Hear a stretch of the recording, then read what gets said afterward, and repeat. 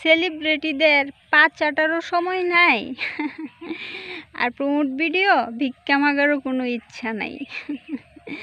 তুমিও কোনো একদিন আমার মতো ছোট ইউজারই ছিলে, তাই না? আর আজকে তুমি বড় ইউজার হইছ, সেলিব্রিটি হইছ আমার মতো এই ক্ষুদ্র ক্ষুদ্র ইউজারের ভালোবাসার কারণেই, তাই না? আর কেউ বড় থেকে বড় হয়ে যায় না, ক্ষুদ্র ইউজার থেকেই সবাই সেলিব্রিটির রূপ ধারণ করে। তো এই কথাগুলো তোমার মনে রাখতে হবে। যদি এই কথাগুলো ভুলে যাও তাহলে তো তোমার মাঝে মনুষ্যত্বই থাকবে না। আর সবথেকে বড় কথা হচ্ছে, ভালো কিছু করছো, ভালো কথা, তো ভালো কিছু করার পরে অতীতে যে তোমার জন্য যারা কষ্ট করেছিল তাদেরকে তুমি ভুলে যাবা, এইগুলা তো আসলে মানা যায় না, তাই না?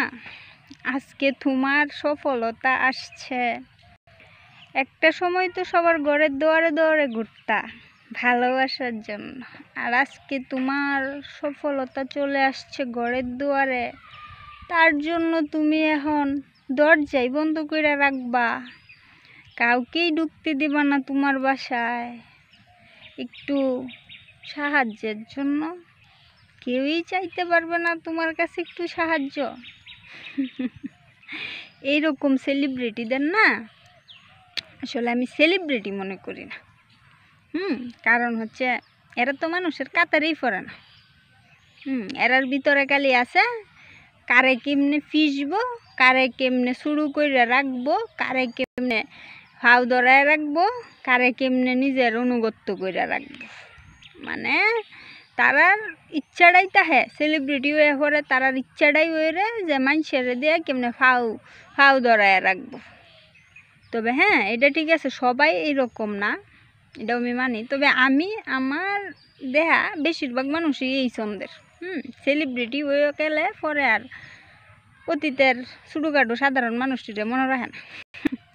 এই সময় এরা সেলিব্রিটি মানুষ এরা আর কি ছোটোখাটো মানুষদের সাথে কি যায় না। তাদের ফলোয়ার বেশি, তাদের ভিউ বেশি, তাদের ইনকাম বেশি, আর সবাই তো সাধারণ মানুষ, তার সাথে কি তারা কথা কইতে পারে? আমি এবারও তো গুছাইয়া কইতে পারি না, যেরম পাচ্ছি এরম কইছি। যদি কেউ ভালো লাগে একটা কমেন্ট করে আপনার মন্তব্যটা জানাই যাবেন, কথা কি ঠিক কইছি না ভুল কইছি। আর যদি কেউ ভালো না লাগে আমার কিছু করার না, আমি একটু চুপকাই কই।